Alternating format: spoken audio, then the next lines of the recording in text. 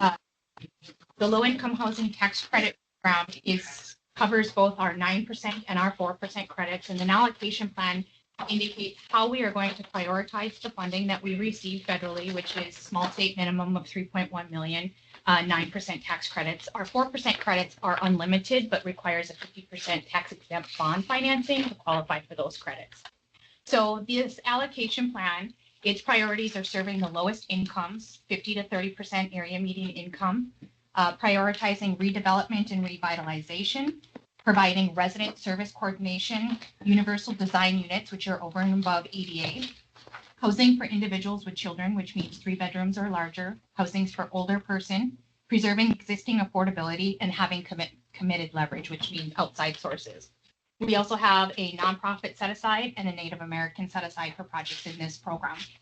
So what we do is we put forth an allocation plan that gets put out for public comment and has a public hearing, and then we report to you the major changes. So year to year, we try to be as consistent as possible because we have development partners who have a pipeline of projects that they're trying to score for and compete for the competitive credits. So the major changes that we had for the low-income housing tax credit program are to allow an increased maximum developer fee for our 4% tax credit projects. And that is because 4% tax credits are much more complicated to put together because of the bond financing that's required. So we are aligning with some other states that allow that higher developer fee. We also are going on to the next page, removing some appraisal requirements and some unit size maximums because our other programs kind of have that baked in already. And so it's redundant having it in this. Other things that we were changing is our tenant support coordinator language, just changing the scoring criteria to align our service coordinator requirements with HUD's multifamily service coordination toolkit. And basically what a service coordinator does is it supports tenants residing in a unit to access mainstream and other resources that already exist. So their role is to not be a property manager, but to identify residents who are low income and struggling. It could be a senior property or family property to say, hey, you might be struggling to pay your rent. Let's get you to apply for federal rental assistance or whatever other SNAP, TANF, those kinds of benefits that exist, even childcare assistance. So their role is to really coordinate to those existing services. Universal design, we are lowering the percentage range of the units necessary to receive points in that category. And that came from comments from our development partners indicating that those units are the least likely to be built. The prior requirement was up to 25% receive the maximum points. We're reducing it down to 10%. We had several commenters from the advocacy of individuals with disabilities saying that they still need the accessible units. And we went in the middle and basically said, we're still going to require accessible units that are universally designed, but at a lower rate. And we'll see where we land on that. The other things that we received comments for was to consider changing our committed leverage points to allow things that reduce operating expenses as leverage. And we agreed with that comment. And so we are implementing that. And then we did receive comments to allow existing affordability projects to meet the preservation renovation parity. We're keeping that language the same. And what that parity is because of the minimum dollar amount that we receive, we want to make sure that at least one new construction project gets out the door and one rehab project gets out the door. So we're prioritizing both of those together. And then after that, it's competitively awarded with the highest scoring application. So with that, our advisory board recommended that the Industrial Commission approve the 2026 low-income housing tax credit allocation plan. So move. Second. Discussion? Roll call. Commissioner, Yes. Attorney General, Yes. Governor, Yes. Does it feel good to be so popular? Sometimes So conflict free? I don't know that it's conflict free because I would say that it's Comparatively it is. well, that's true. I'll give you that. But what I'll say is it's, we are always oversubscribed by our multifamily programs, meaning we get more applications than we can fund. And so having to choose between all of the really good projects and the communities that need it, that's hard. That's probably the hardest part of our job. But this is fun for anyway. Yeah. Next is the Housing Incentive Fund. which also is an approval request. So the Housing Incentive Fund has a little bit different priorities than the low-income housing tax credit in that we are looking to serve moderate income households at the 80% AMI. So those are the projects that get the higher scoring. And for perspective, it's a 2% household in Burleigh County earning $69,000. So it's more of the workforce type housing is what we're trying to prioritize with HIF. Also, we prioritize rural communities. So the federal program, especially the low-income housing tax credits, is really complex and requires you to get private investors who do not really, they're risk averse as far as the smaller units. And so going into a community smaller than Dickinson just really is a challenge. And so we want to make sure that this funding prioritizes rural. So we have priority points for developing community and developing rural community. Developing community is 20,000 and below, and rural community is 5,000 below. Then we have readiness to proceed, getting additional leverage, rehabilitation, and universal design. So readiness to proceed means projects that have the site acquired and they're ready to scratch the ground as soon as the thaw is the whole point at getting them in the ground quicker. So with that, we do align all of our multifamily programs as closely as we can by keeping the balance of the different priorities. So there isn't a lot of changes with the Housing Incentive Fund that are different than the low-income housing tax credit, except for we received lots of comments requesting us to increase our maximum award for 9% tax credits. So one of the things that we try really hard to do is limit our 9% tax credit projects from taking all of the HIF, because if we let them have unlimited HIF dollars, they would eat it up and we wouldn't be able to reserve that for our rural communities. So we limited our LIHTC awards to $400,000, and we received a lot of requests to increase that to at least $1 million.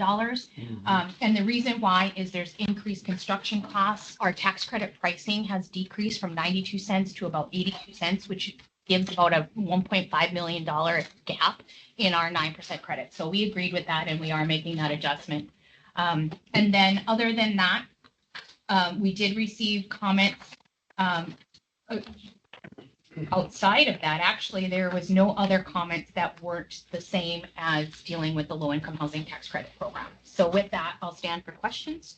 Or I move the 2025 Housing Incentive Fund allocation.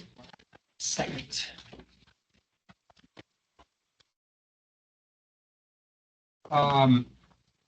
You know what? I'll ask at the end because I don't think it has to do this, but just before you think.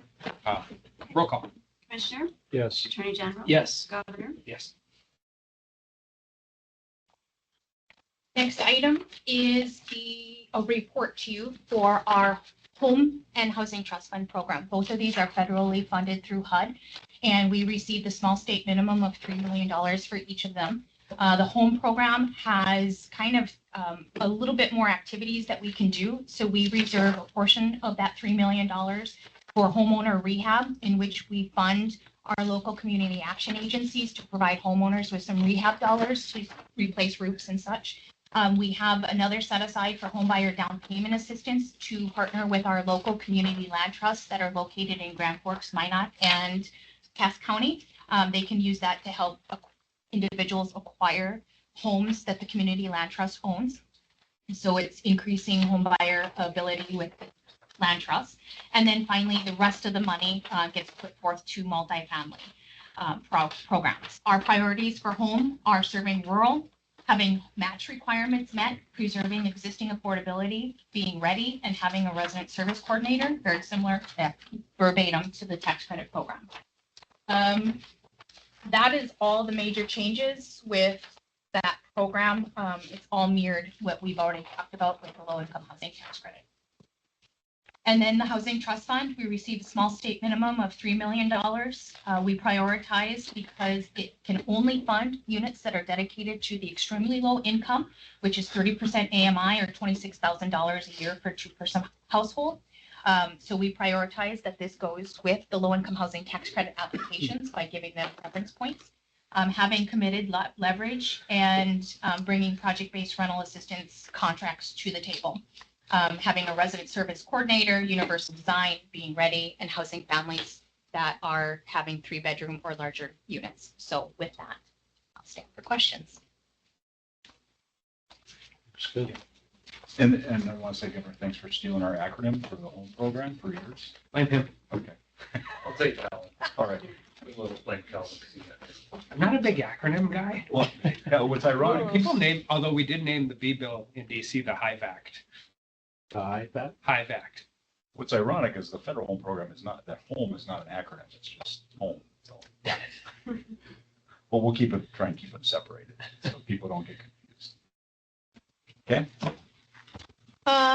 I believe the next one on your is the Emergency Solutions Grant and the North Dakota Homeless Grant allocation plans. Our agency took over the administration effective in the fiscal year 2023. We do develop allocation plans that are out for public comment as well. All of the funding is provided to local nonprofit homeless provider organizations. Emergency Solutions Grant and North Dakota Homeless Grant can support emergency shelter operations, street outreach, essential services, homeless prevention, and rapid rehousing type of activities. The Emergency Solutions Grant, we receive a small state minimum of $484,000, and it requires 100% match minus the first 100,000.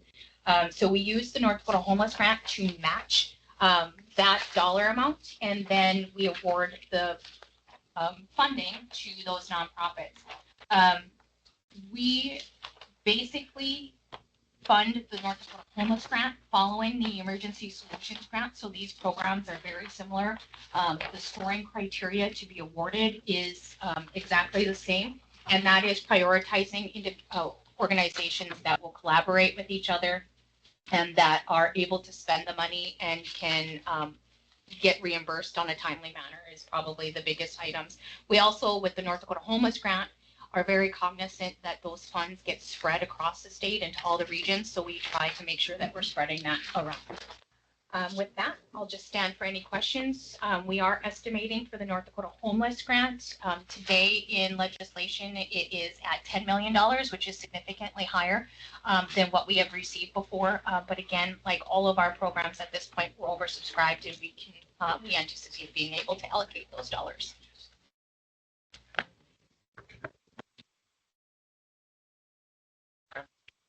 The next one is one last thing from me.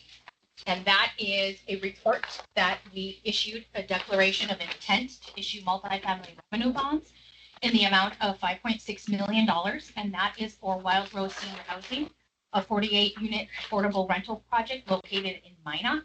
This is an existing low-income housing tax credit program project, which is on its last 2 years of its 30-year compliance period. And so we are actually, by giving this $5.6 million and some other funding that is in this project, getting it rehabbed, it's going to be turned in from general occupancy to senior, and we'll preserve it again for another 30 years. So it's just keeping those 48 units affordable in Minot. This is kind of the first step for us to issue bonds. What will happen now is all of our bond counsel, which is Kotak Rock, and the counsels for the developer will come up with our bond documents, which will then be presented to you for in resolution approval. Question? There's another part of this meeting every month where I complain that I'm not allowed to go on the geological digs and find dinosaurs. And I ask, and it's been 3 years, they don't let me. I'm getting to the age where I can tell them to start talking to you about senior housing. I'm gonna be irritated that I'm not getting into senior housing. And I'm looking at that thinking, gosh, that's a good thing for those seniors. I'm thinking, people like me. Can you let them know about any openings? Yeah, that's what I'm talking about. Every month I'm gonna ask. send it over to you. Well, Getting there. to be honest with you, you might have to put your name on a list because a majority of our senior housing projects are 95% full. So we definitely, we And with the definitely have a baby need. boomers, Yeah. you're gonna need a lot more going forward. We heard testimony last week on our IC bill. Dan Madler, who has Beyond Shelter out of Fargo, and he does a lot of senior housing. His senior housing units are running a 1% vacancy rate. And that's basically turnover. Wow. Not even hardly, right? Yeah. Yeah. Yeah. So if he qualifies, once he gets his name on the list, can you put me on the list too? Yeah. 'Cause Can we be I know if roommates? he qualifies. We have to, we, as roommates and members of this commission, how would that, well, there's gonna be trouble. Well, we'd have to be in separate rooms. I It'd be wasn't a suggesting quorum. bunk beds or anything, I do have a question. The House Appropriations Committee is bound and determined to take all the housing money out of the HHS budget and give it all to you guys. I don't know where that ends up by the end of the session, but please tell me they're at least staying in touch with you to make sure that the narrative, I no. haven't talked to one person about it. Okay. So I didn't figure it was my place to necessarily Well, object myself. No, But I've heard it. I mean, well, they pulled it out of the HHS budget on the House side. And, I mean, it's bills crossing in the night and all of that.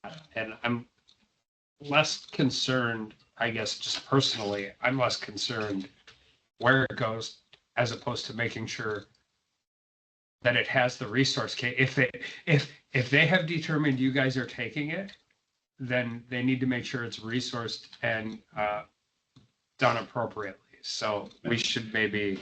Our biggest thing there would be having the staff to do it. Yeah. You know, I think we would take a different approach than what HHS did with the money. Because I think people think you do a lot better job deploying this money than HHS does. And I think that's why they want to do it, but. Yeah, two different things. You know, that was federal dollars that HHS was dealing with. Mhm. And it was you know, as far as they knew, it was a temporary thing. And I think that's why they did it the way they did. Plus, you know, who knows what, you know, compliance wise, what Treasury would do. I think they wanted a little more control over it. We had no problem when they took it when it first came out in 20. But you know, with like for instance the homeless grant dollars, what we've done is we just provide, you know, they apply for the service providers apply for the money, we give them a grant, and then we just do it on a reimbursement basis on what they need. So they're the ones that would be making they're working with the landlords and the people directly. So it's that one-on-one connection locally versus coming from, you know, here in the capital. So, you know, we think that's worked pretty well. So I think that's kind of what we would look to do if it would come to us. But you're continuing to provide that oversight, make sure Yeah, there's some correct. accountability. Absolutely. Yeah. Yeah, but it's letting them run That's it the locally. comfort level. Yeah. I don't want to speak for them, but I think they think you would run it better. I just want to make sure that if they do that, that we know that they're aware what you all think you need or what you need to actually do it then. Yeah. Well, that is definitely the question we'd have to, you know, Okay. what would we need staff wise, et cetera. So. Yeah, so we, you know, we're kind of doing something like that with the homeless grant dollars now. It's just a very small scale. So it would be scaling it up to something larger. We'd see. Okay. Legislatively, you know, our IC bill, the Senate approved 25 million for the housing incentive fund and 10 million for the homeless grant. Homeless grant, they kept Bergen's budget, your budget, and what we were recommending for it and what all the service providers were asking for. So that seems like that's pretty solid. The housing incentive fund, your budget was 35 million for that. They cut it back, or 30 million, and they cut it back to 25. Last week, we still pushed for 40 with them. Some of the developers and others pushed for 50 as something that's needed. And we go by that. The last biennium, we had 46 million of unfunded projects that were, when we went back and looked at those projects, we could have funded all of them because they were solid projects. So it was large oversubscription. And it seems like, you know, we heard pipeline from a couple of developers talked about what their pipeline was going forward. And they said we could use 50 million easily, combined with other programs. So we'll see. And then, you know, the last biennium, they made single family development as an option under housing incentive fund. So we started that with doing single family. We nonprofit up in Grafton, which I think you're familiar with. It's the Red River Valley Community Housing Development Organization, which is part of the regional council. And they have built 2 homes in Lakota that are done and sold. They got 2 more in Larimore that will be ready to go this spring, and those are both under contract. And they have commitments for, was it 7 other communities for another 20 units in their region up there. They're really excited about it. Yeah. Really excited about it. You know, and we took this as an opportunity too, to try and develop, support a nonprofit that could do this development work to take the risk away from the builders. Because was part of the problem. The builders weren't, we're not going to take a risk on building lower cost housing. And so we're allowing the Chodo to take a developer fee off of those, so it builds some of their, support for them. And it's an investment in them. And I think that's important. I think, Lisa Rodfold and Don Mant up there. Lisa and I have known each other a long time, and we worked on similar things in different jobs. 20 years ago, we were doing stuff like this, and it seemed to work with what she had. So, and then the other part of our bill is we're asking for additional FTEs over what you recommended, and we're providing, whenever we get into it next time, we'll have justifications for those. Our homeownership business really has been on a steep incline because of the interest rate environment for home financing. We're a little bit counter-cyclical. We sell our bonds. We've been a percentage to a percentage and a half below the market. So we had last year was probably our biggest year ever in 42 years that we've been in business. And right now we don't see interest rates changing a whole lot. That's pretty much the consensus. You never know what can happen to all affect that. But so we see that continuing to climb. So we're asking for that ability to have a couple FTEs extra to support that if it happens. I think the House committee will be somewhat supportive of that based on what I talked with them about, but and then we will end up in Congress, obviously. And then the other bill that I think is very important is 1524 is a regional development council.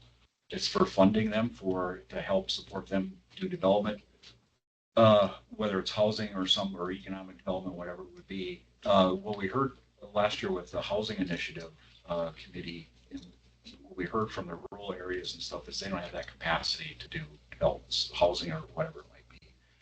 And I think this is a way to help support the regional councils, who then can go within their region and help the communities plan projects in that.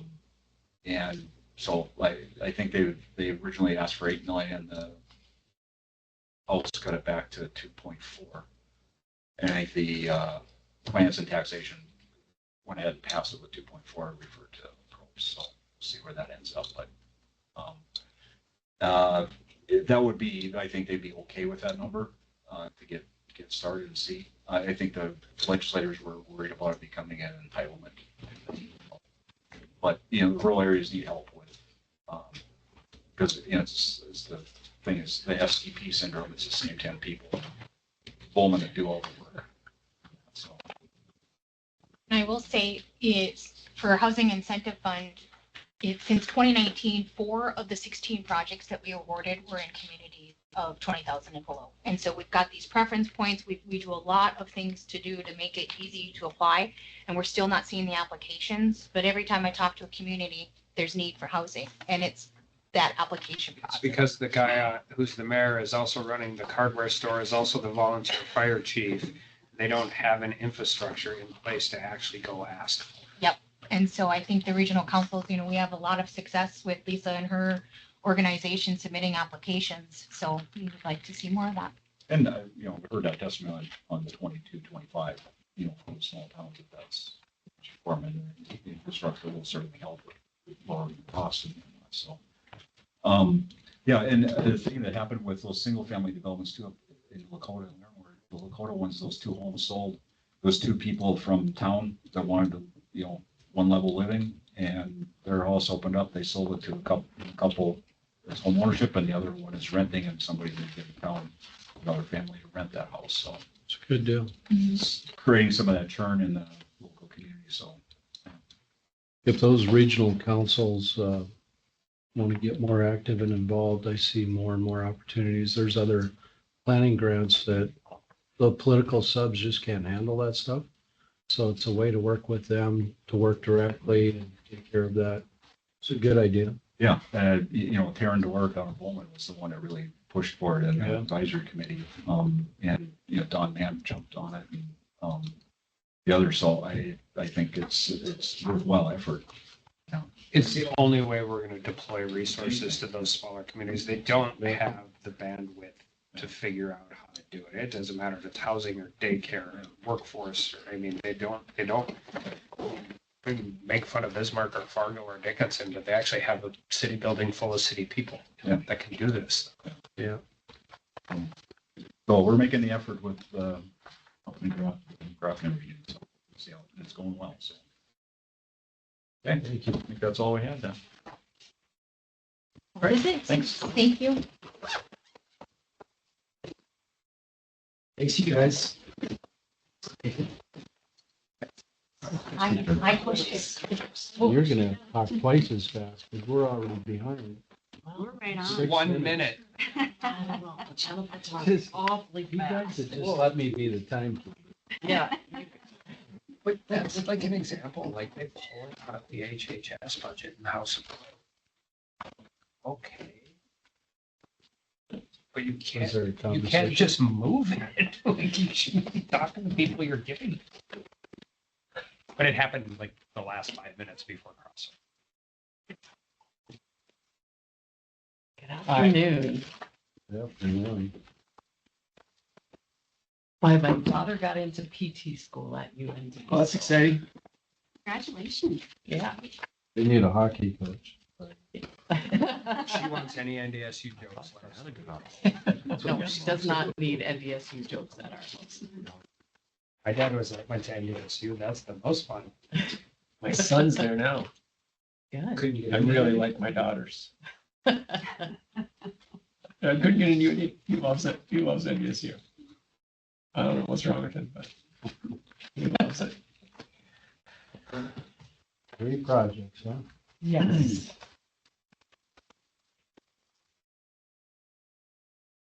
Alrighty, so we can start off with Hazen. They are requesting $2.5 million to reline their sanitary sewer mains and spot repair what cannot be relined. And they're going to repay this with special assessments that will be $105,000 per year over 30 years.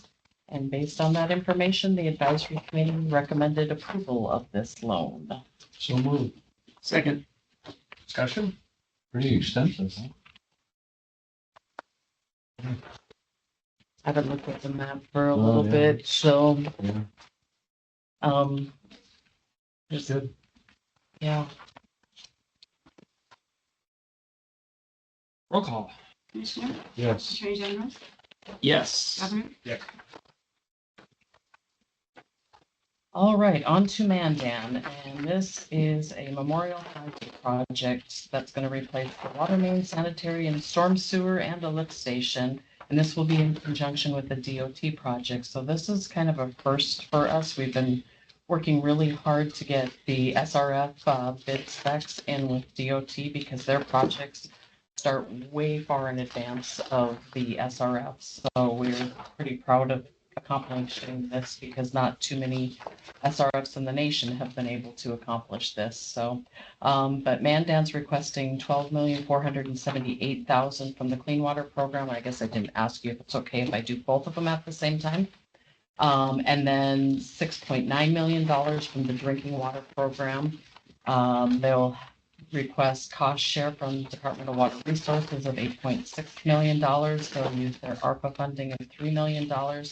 So this project is $31 million, and this is the underground. This doesn't include the DOT piece. They've requested a 20-year term for the Clean Water Program, so their average annual payment will be approximately $721,000 for clean water, and then on the drinking water side, also a 20-year loan term with the average annual payments of $399,000. So they'll be special assessing the whole community for the DOT road part, and then just special assessing the utilities to the southwest portion of Mandan for that part of it. And based on that information, the advisory committee recommended approval of that. Oh, yeah. With the clean water and the drinking water loan, City of Mandan. And I'll second that. Discussion. Roll call, both of those, I should say. Commissioner, Yes. Attorney General, Yes. Governor, Yes. And then last on here is a memo of 3 loans that were below the $2 million threshold for your approval. They're all drinking water loans. City of Colfax, Jamestown, and Zealand. And if you have any questions, I can answer those. Otherwise, we'll get you possibly ahead. They're below our threshold. We just thought it'd be fun for us to do it anyway. Well, I have to They have to report bring them. We just don't have to vote on. Right. And then Thanks here's for a the little information. legislative update on the, I'm Thank you. sorry, Got it. on the bills that, I tried to keep that short and sweet.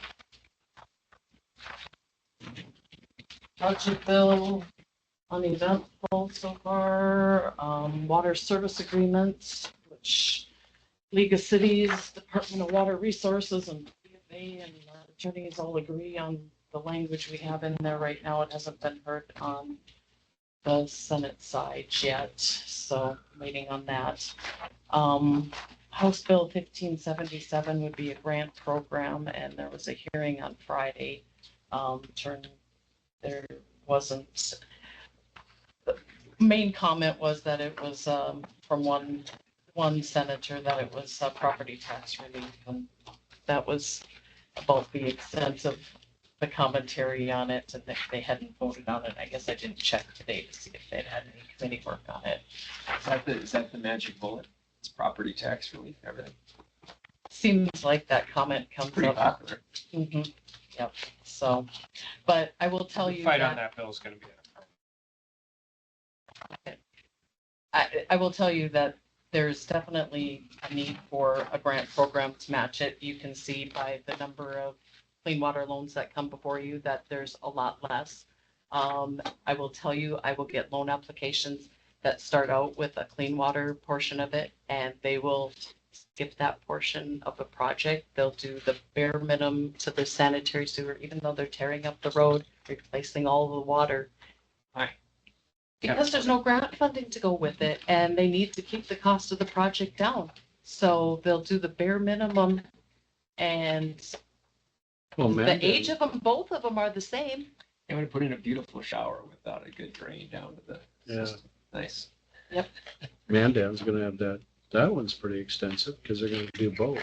They're gonna, yeah, they're doing both, but I can't tell you how many times that you guys have seen them. I'm not gonna name names today, And but they'll rip up the road and cause more construction. Yeah. More issues. and they'll say, More we're just gonna cost. reline the sanitary sewer, we're gonna spot repair the sanitary sewer. Because we got a grant, we only have to pay 40%, or we only have to pay 25% of the water, and we're gonna have to pay 100% of the sanitary sewer. Yep, so. And then, just monitoring 1016, that we would help administer the financial aspects of the Storm Act grants that DES, well, they've been awarded that. They need additional match to get all of the $16.6 million funding, and then just monitoring anything that impacts the legacy fund earnings, sinking and interest fund, just to make sure that there's no impact to that. So pretty, so far, non-eventful. And then, of course, bonding was being talked about on the House side today, but we'll see what ends up, if anything, happening with that. Thank you. Thank you. Thank you. Thanks, Dan. Thank you. All ready for you. Gentlemen.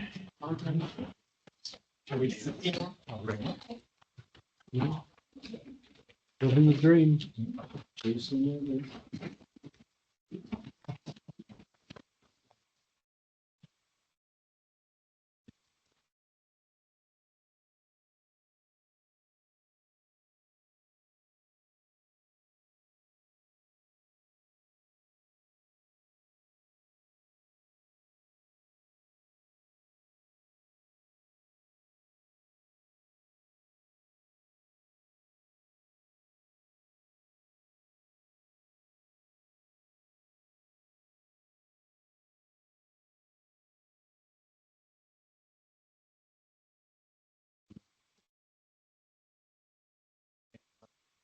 for sharing today.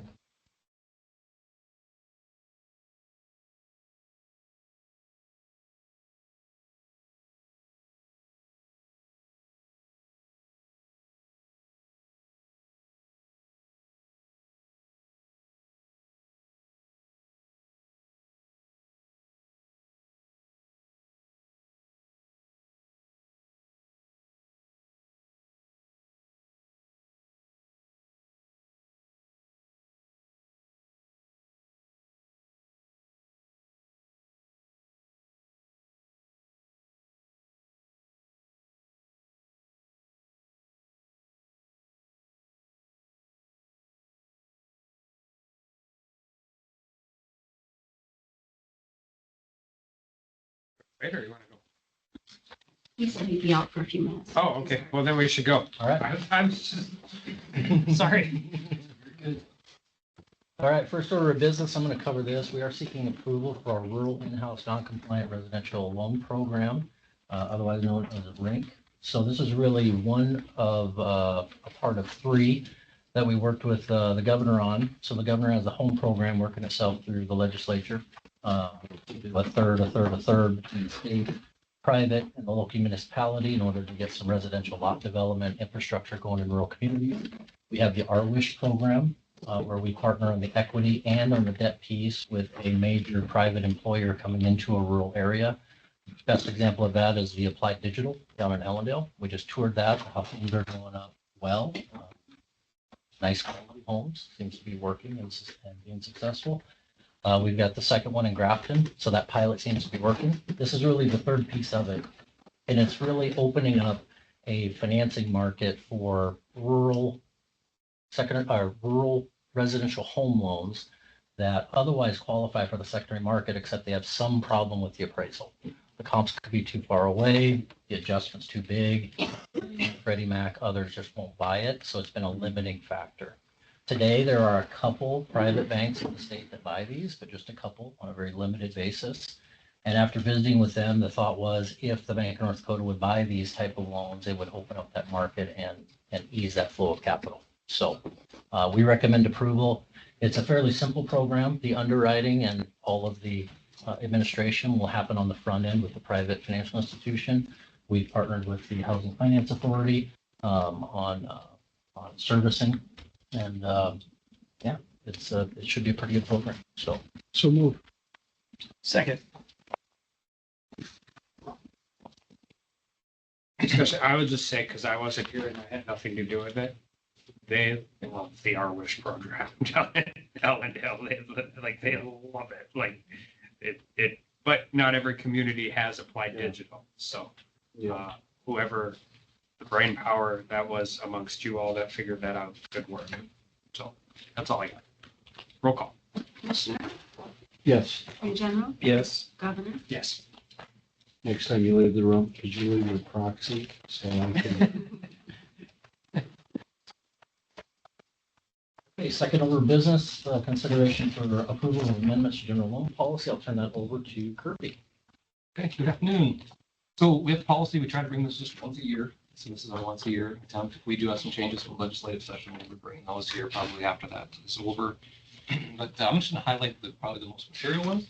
There's quite a few here. You have questions. I'd be happy to go through any of them. But I'll direct you to page 13. These are the two most material ones. It has to do with our discretionary authority. On the top of page 13, it has to do with renewals. So this will be a renewal of a loan with no new money. And you can see we used to have the number 2 that said the quality of the loan has not deteriorated. We are proposing to change that.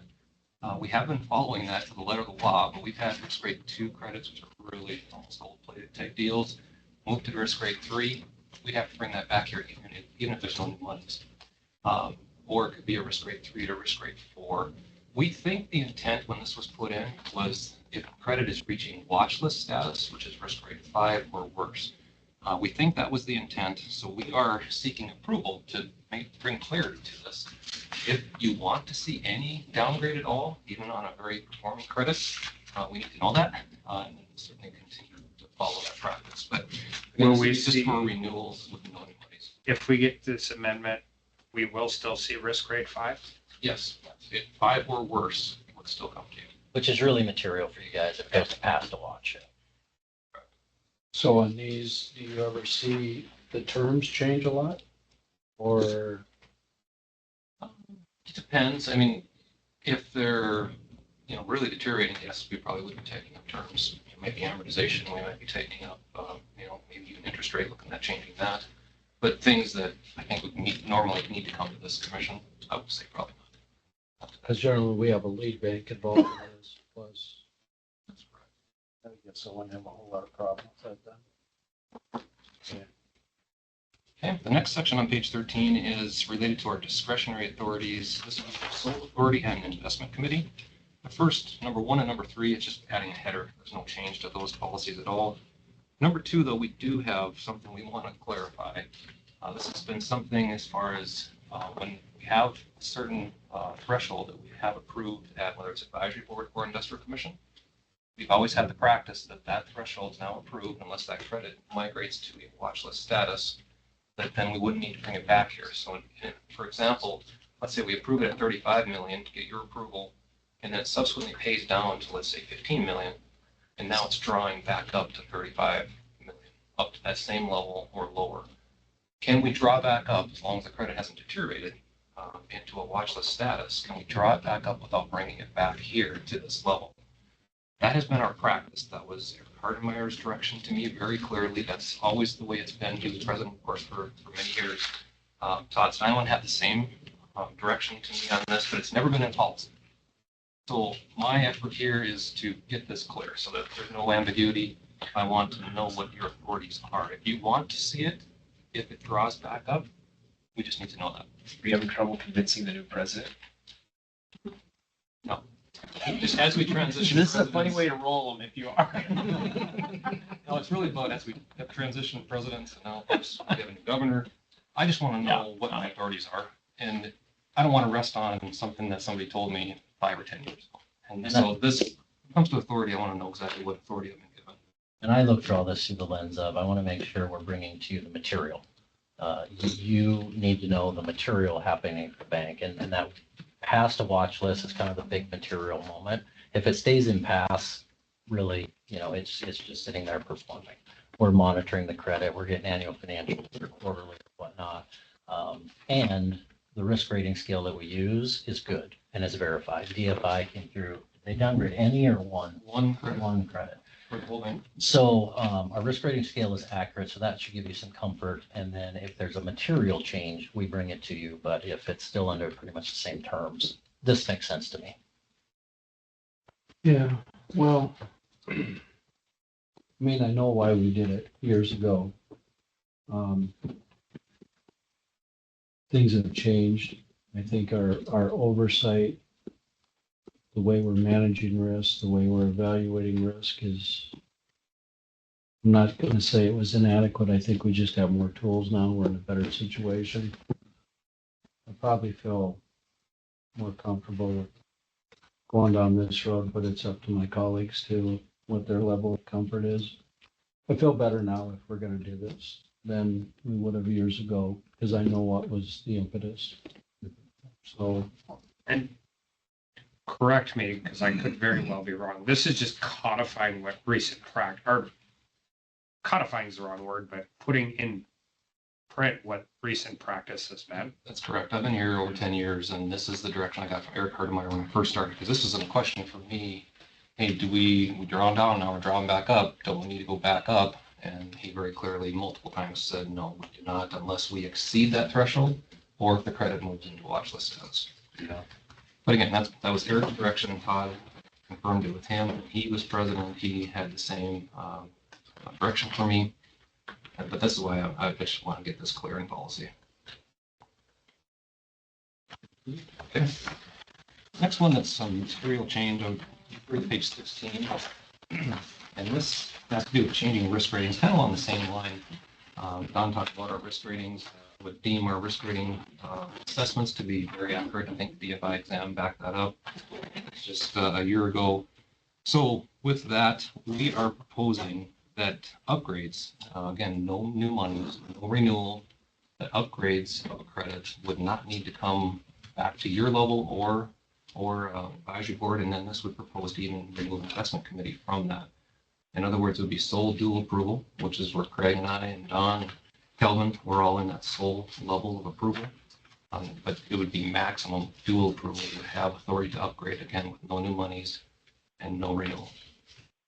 So that would be my proposal. That has the same impact on page 18. This is just in the section related to problem loans. Your thought is downgrade requires a lot of thought, conversation, and higher approval levels because you're looking at duration and a credit. Any upgrade, things are improving, so things are looking better, all aspects of the credit. And again, we have the DFI backstop checking, coming in and checking, as well as credit review and other things, and audits and whatnot, coming in to verify that risk rating scale.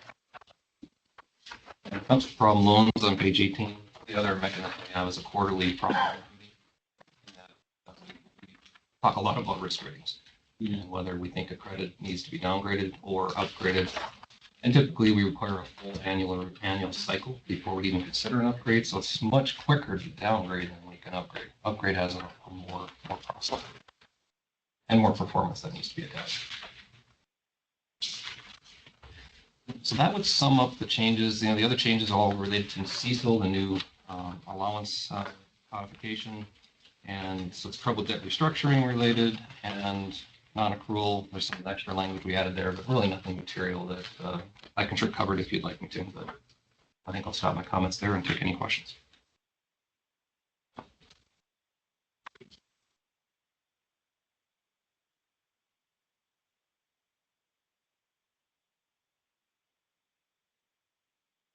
The amendments to the general loan policy.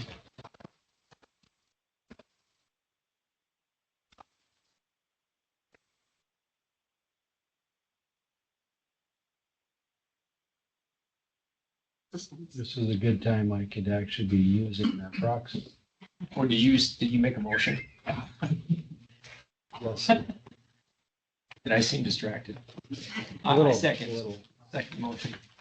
Any discussion? That he whispered. Inaudible to a person my age.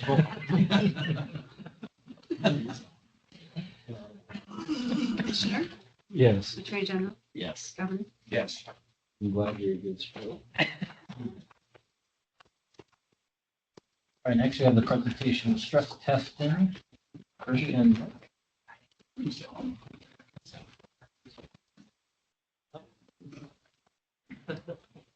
Good afternoon, Michelle. Ice cream.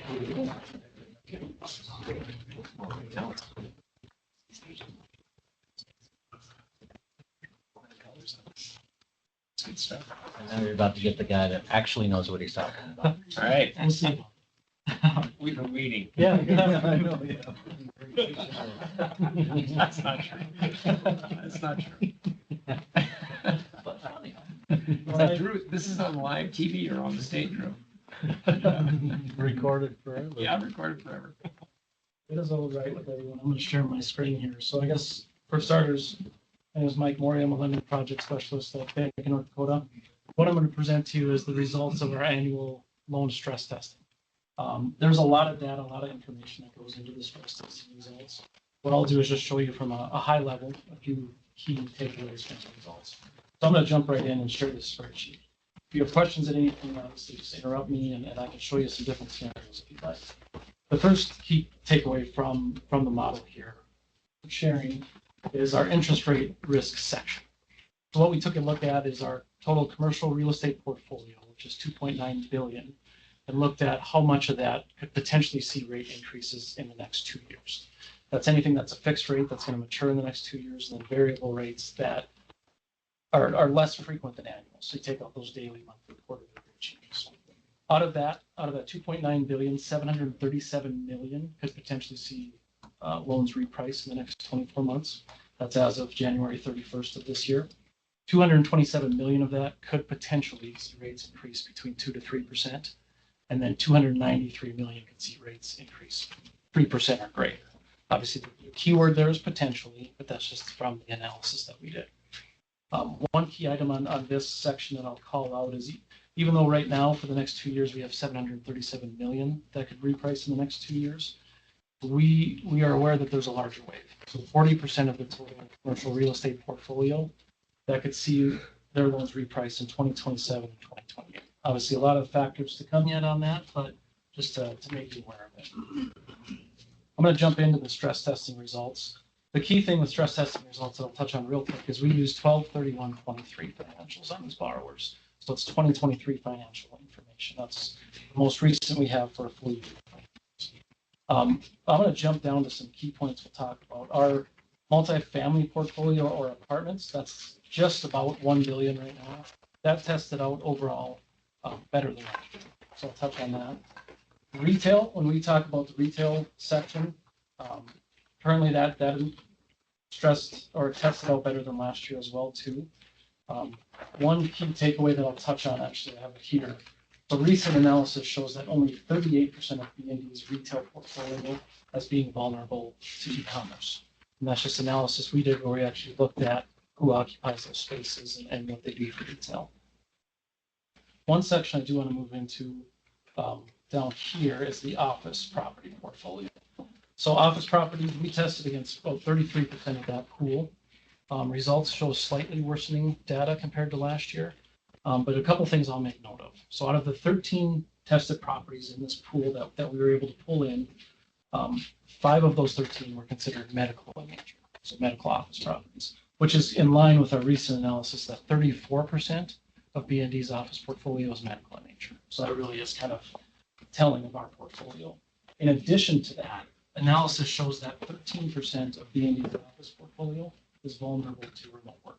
Kind of the same analysis, we looked at all the tenants, we looked at who's in those office properties, and that's really just indicative of that BND is very selective on the office deals that we do based on types of tenants and the nature of work. The last thing I'll touch on with office properties is only 5% of the BND's office portfolio is looking at rate resets in the next 2 years, with the average rate increase of 3.23% potentially. The last one I will jump down to real quick to be considered over your time is the farm operating stress testing. So farm operating is a little bit different. What we do is we look at the renewals that the credit analysts have been working on so far this year, and we use 2025 projections. So that's 2025 pro forma projections using 2025 FSA planning prices. The key here is, unfortunately, without any stress testing, and we take the financials as they are, half of that portfolio, and we bring in 30 loans that tested. So half of that, 15 loans, do not cash flow. So they don't meet the 1-to-1 debt to service coverage without any stress. If we would decrease gross profits by 10%, leaving expenses static, now it's 87% that do not cash flow. And if we do a 20% decrease in gross profit, 93% do not cash flow, unfortunately, in the farm operating pool. Same result with farm expenses. If we leave profit static, we increase expenses, we see the same results. Interest rates, we do see not quite the same results, but we do see 81% of it of that pool would not cash flow with a 3% increase in rates. The only thing we'll touch on is our CECL allowance model. We already have made changes to allowance factors so far in 2025. And then one key thing to point out is we're closely watching weather conditions, because a lot of this stress you're seeing on the farm operating portfolio is not weather related. So any weather related conditions could certainly stress this portfolio further. So I know I went through that high level, but this is the results of the stress testing. I guess I'll leave it open to discussion. Yeah, thank you, Mike. And here's the strategy conversation I want to have with you guys. So really, really important analysis for our whole portfolio. Good news is across all the sectors, our portfolio stands up very well to very stressed scenarios, loan to value, interest rate shock, things like that. So that's good and comforting. One area that has tightened up quite a bit is cash flow, indicative of over the prior period of time, and call it last 4 years. Projects have, in banking in general, not just Bank of North Dakota, but banks in general, the deals have tightened up cash flow wise. So it used to be 120 plus debt service coverage was kind of the standard. Now we're seeing 110, 115 come up. And of course, those are tighter deals. And it's a combination of inflation, a combination of the volatility in the environment, combination of the shutdowns and then the delay in supply chains. It's a combination of all those factors. Higher interest rates. Higher interest rates, thank you. We've got that in our portfolio, and the banks have it in their portfolios. So it's great timing that we recently shifted our decisioning theme, our decisioning culture, from kind of this idea of find a way to yes, which was appropriate at the time, to now balanced. We're kind of rebalancing into credit decisions, pushing back a little bit more, a little bit less accepting of those 110, 115s, looking for additional mitigants, making a slight adjustment so that we can, start to mitigate some of that stress that's showing up. Overall, I would say the stress from that cash flow is still very reasonable, very manageable, but it's real. It is real. That's in our $7 billion portfolio. So we will shift this. Also, we're keeping a much closer eye on things moving forward. And in our look ahead conversations, we're also debating now through the legislative process. We need to have remaining flexibility of resources available in case some of our metrics do pop, in case something goes left when we expected it to go right. Given that tightness in that portfolio, we need the ability to react to it and get the assets in that we need in order to appropriately mitigate it. So overall, it's good news, but I did want to point out that tightness in there because it is real. It's in the entire banking industry, unfortunately, right now. Deals are still tight coming in that we look at, a lot of them. So that pressure of all those factors really hasn't lightened up all that much. And I would expect we'd continue to see that here for another period of time. Yeah, I suspect if you see anything that got dropped in your desk for this current period, looks a lot worse than it did 2 months ago. Because now people are factoring in, for example, 18% higher in expenses. And you're probably talking 12 to 15% less on the market side. So it's crunching everything in the middle. And if we have 20% out there that are challenged trying to do something with their banks, we're going to be at 60% this fall, next spring. In terms of ag. Yeah. On the ag side. I think ag, we're looking at 2 years of cash flow deficits, tightness, hence the ag disaster relief program and additional things. Yeah, ag's going to be a challenge. Although the prices have rallied here a little bit recently, but yeah. But you're talking before any drought area. Yes. I mean, before tariffs solidify. Yeah. I don't think we're anywhere close to getting a farm bill done. Have you heard anything? No, and in fact, now that they just put out the American Relief Act money that you guys voted on, now there's talk, well, they got money, they don't need a farm bill. So we aren't going to fix some of the risk management tools. That's some of what's going on, some of the most recent conversation this last week. It took the pressure off from them to push farm bills. So. Yeah, that doesn't help. Yeah, farm and ag will be rough. Not for the livestock guys. I think they're looking really, really good. Cattle prices are pretty crazy these days, but the farming guys, the row crop guys will struggle. See diversified operations right now. I see a grain farmer, but they also have 200 head of cattle. I'm like, oh, that's a relief. Yes. But there's still lots of value in their operation, lots of equity. It's more of a working capital cash flow issue than it is an equity issue. So that helps. There's still room in these operations, especially after 22, 23 really good years, or 21, 20, I can't remember, my dates get mixed up. But there's some value in these operations that you can work with them on. In general.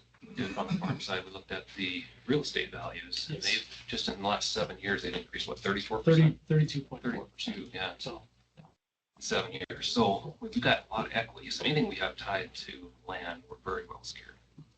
As long as we don't go through a recession. The only ones buying the land are from other out-of-staters. Very true. You got a little bit of parcels being purchased next door. Yeah. Yeah, Well- that's what we have on stress testing. We're watching it closely, but overall it looks pretty good. Good stuff. Thank you. Yes. All right, next order of business is the 2025 legislative update. Myself, Kelvin. Kelvin, you want to kind of kick it off and I'll. Yeah, so just a couple of things to bring to your attention. So we've had a lot of discussion and continue to have ongoing discussions related to our legislative and directed programs. As you know, today those are over $1 billion. It's managed by the Bank of North Dakota for the legislature. A lot of discussion about infrastructure, construction, and sustainable energy authority. There's a couple of new programs under conversation, for instance, the long-term care revolving fund. So a lot of discussion related to those and a lot of conversation about what the appropriation may be related to those. And so we continue to be involved in programs.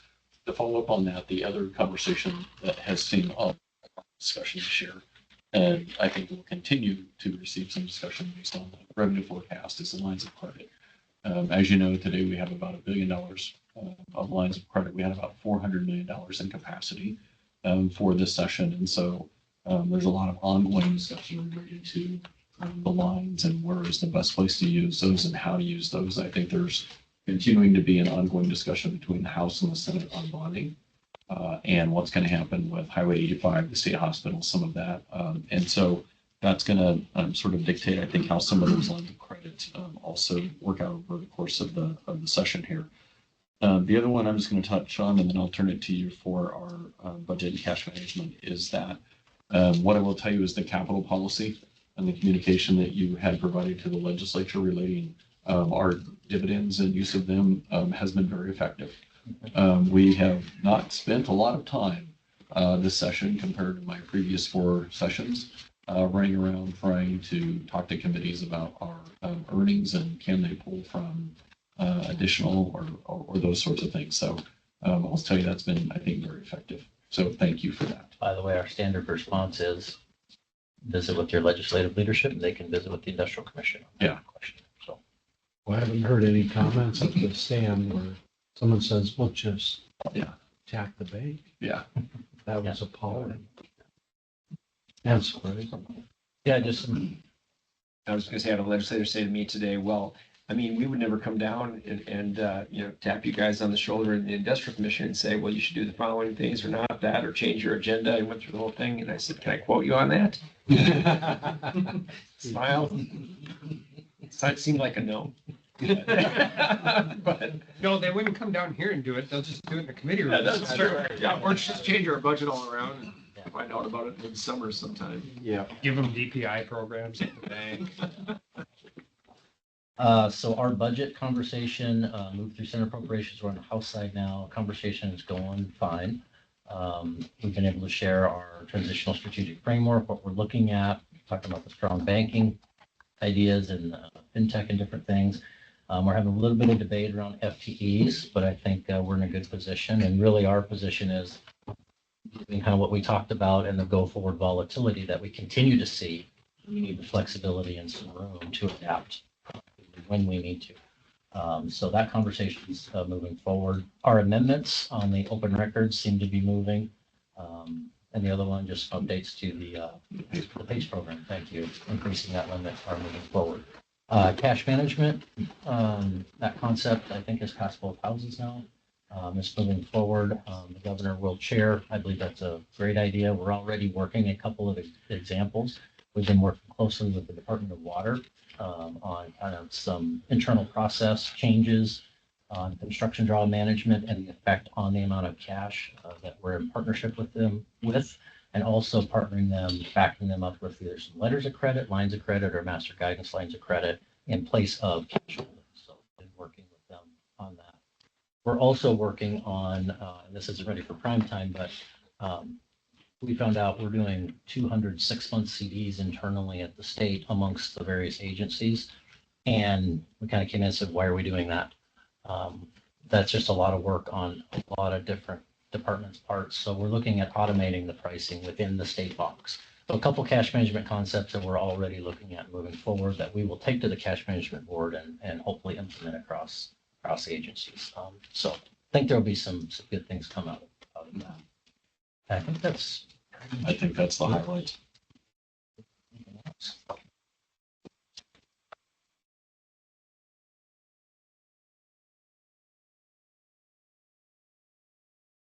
Board minutes, they're in the book, huh? Yes. Non-confidential advisory committee minutes are in your binders for review. And if there's no other Bank of North Dakota business, we can move into our first executive session. Yes.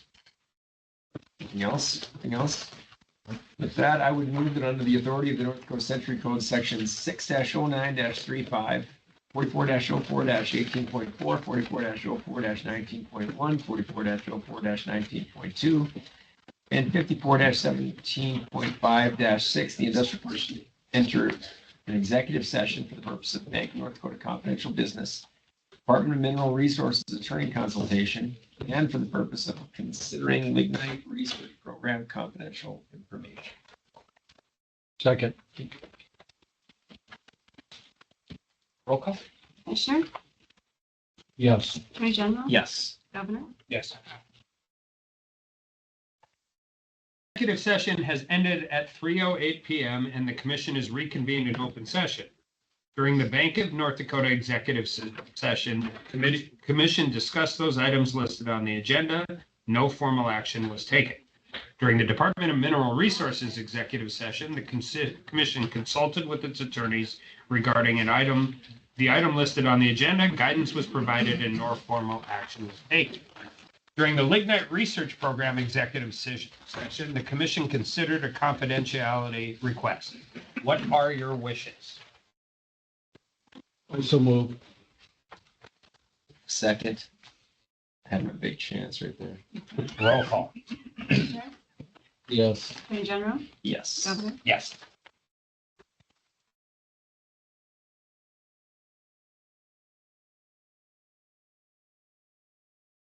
Commissioners moving into the Lignite grant round presentation first for the financials, for the program management financials. You should have the slides as well.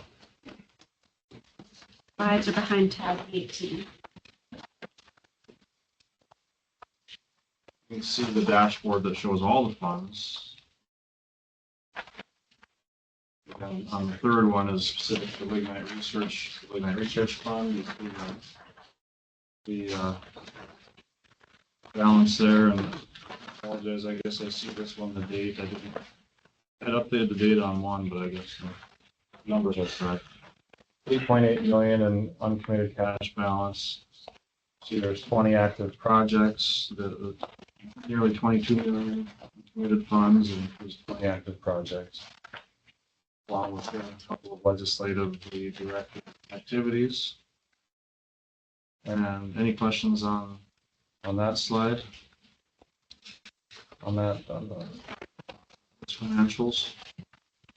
On the last slide just gives a review of the income streams, the revenue streams into the Lignite Research Fund.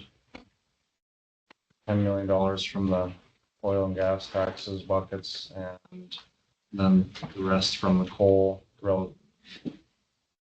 different coal taxes, coal conversion, coal severance, research tax, a little bit of interest income.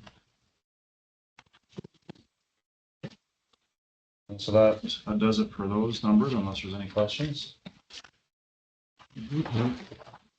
Got it. All right. So we have projects under consideration today. First one I'll cover, and then Jordan will cover the second one. The first one's titled Carbon Ore Rare Earth Critical Minerals, or CORE-CM. And the ERC is proposing phase 2 of the effort, and it's focused on critical minerals from the Williston Basin. The additional effort is focused on finding data gaps and filling them for rare earths and critical minerals. In our area, it's the rare earths as well as a lot of germanium and gallium potential. The total project ask is for 1.5 million out of 3 million total when you add DOE funding and industry support. My recommendation is to fund based on an average score from 3 technical reviews of 204 out of 250. Funding recommendation by all 3 technical reviews and 15 votes from the Lignite Research Council in favor and 0 opposed. Any questions? I move the project. Second. Discussion. Roll call. Commissioner, Yes. Attorney General, Yes. Governor, Yes. And Commissioners, the second project with the applicant being the Lignite Energy Council on the regulatory litigation support project for the lignite industry. They're seeking 1.325 million. And this would be from the non-matching funds that are part of the Industrial Commission budget in terms of allowing up to 4.5 million of the funds being non-matching that are related to certain tasks and activities, and this request meeting those requirements. But as was described, as far as the nature of the project, seeking to build the record, doing the modeling and research for the joint activities between the industry and the state. The 2 technical reviewers reviewed it, recommended funding. They were very consistent in their scores, very good scores. One gave a score of 220, the other one 221 out of 250. Advisory board gave it a 15-0 vote, and so I would recommend funding as well. And to be clear, this doesn't come out of our matching litigation. This is different funding, right? Okay. And you might need that, I might need it. the other Yeah, one. I might need it. No, I'm serious. I know. I know. Moved. Second. Discussion. Roll call. Commissioner, Yes. Attorney General, Yes. Governor,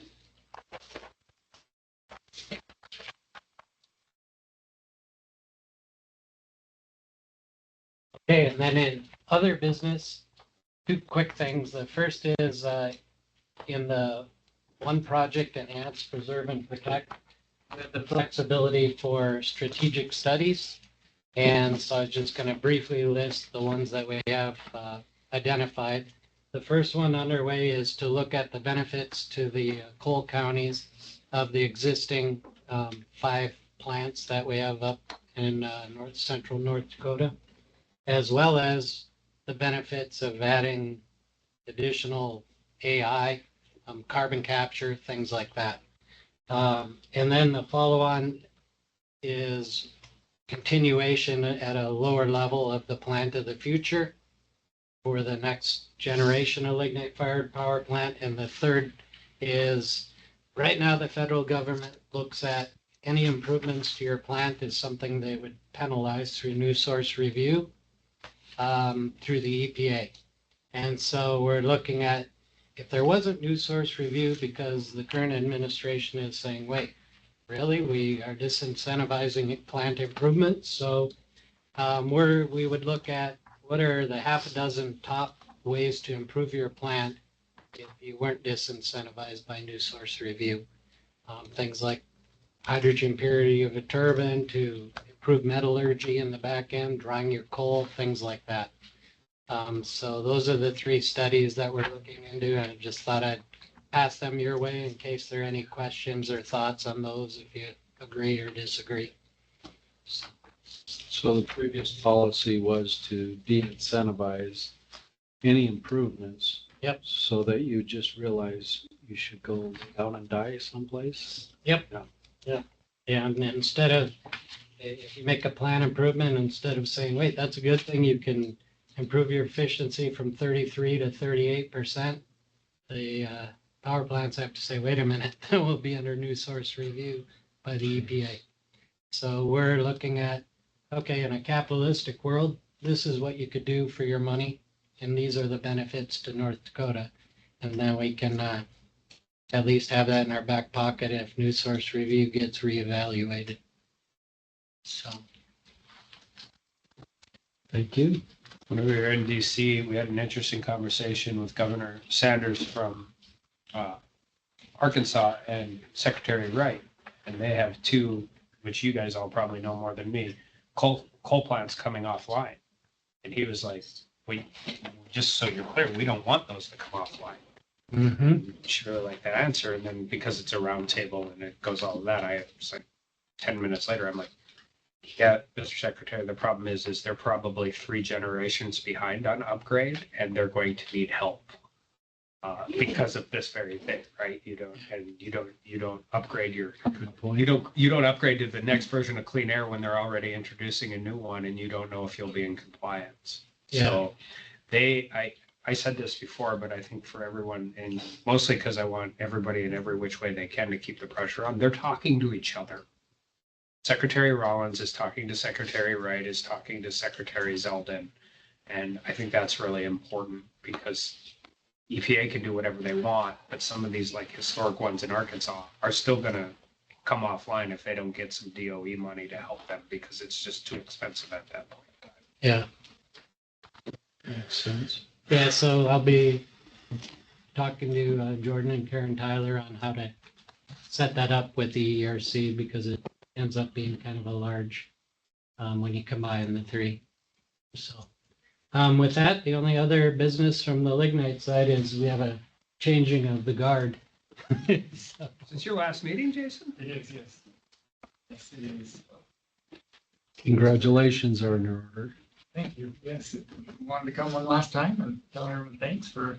Thank you. Years. And Thank Thank you. really great. I enjoyed it. Wait, you're trading in all this to be hijacked by reporters in the hallways of the Russell Building. I just had lunch with Congratulations. Senator Kramer last week. He's not that great. What's He's also hard on comms guys because he doesn't tell you when he talks to reporters. Now that I have noticed already. Oh, that's great. We're glad for you, but yeah, it's been great working with you. Good. Thanks for everything you've done. Thank you. Yeah. Thank You know that it's in Washington. Like you'll be moving there. Packing up a U-Haul Moving there. tomorrow, and Is that's that right? one of many trips I'll be driving out there, yeah. When do you start? So first day is April 7th. Okay. So, we still have a house out there from when I used to live there. Was that right? So just kind of setting things up for the next couple of months. I Sure. got to take a load of Yeah. stuff out and just begin that process. But this guy said I'll still be able to come back here and be engaged in what we're doing, but and just tell people, the stuff that Trump is working on. You watch how the media sometimes treats that. Yeah. We need aggressive, positive Yeah, that's right. communication strategies so people That's right. understand why we're doing it. So it's exciting. Did you keep your house back here too? I wanted to, but this came up so suddenly, I really didn't have a strategy in place to make that transition from daily ownership to longer term rental, so I just couldn't make it work. Oh, Understand. that'll be good. Don't forget now that he's always really been good about congratulating North Dakota when we win in court or something. That's an important part of your job. Yeah. He's got a lot more Twitter followers than I have. So. Yeah, please make sure, because otherwise we're gonna hear it back here. Yeah. That's right. I We whine do, about I enough love our stuff. You don't AG. need another thing for me to whine about. That's it. We love our AG, but it gets tough. So. well, thank you all very much. Thank you. Guys. Yeah, thank you guys. Always. Safe travels, Jason. Thank you. Yep.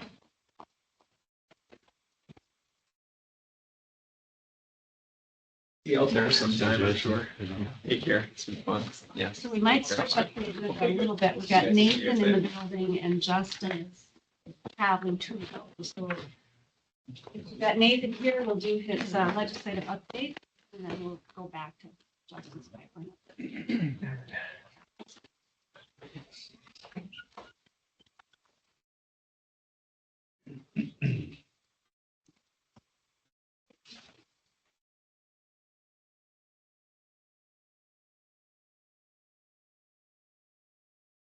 $40 ahead of schedule. Oh. Something will happen. Something will happen. Just act surprised at you, that's all. Oh, deja vu. We're right back. Yeah.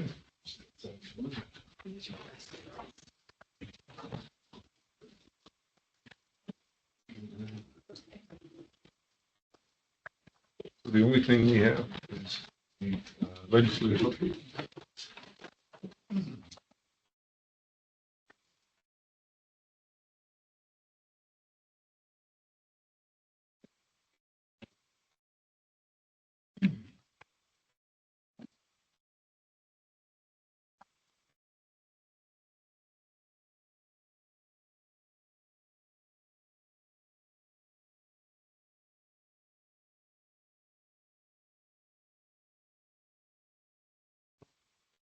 Let's see, 2285. House Bill 1009 on here.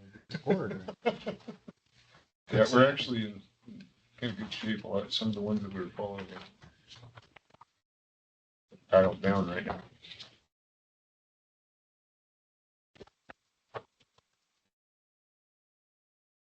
Ready? Okay. All right, similar to last month, we continue to track, quite a few bills. Spreadsheet is 27 of the highest priority bills. We provided testimony on 7 of those.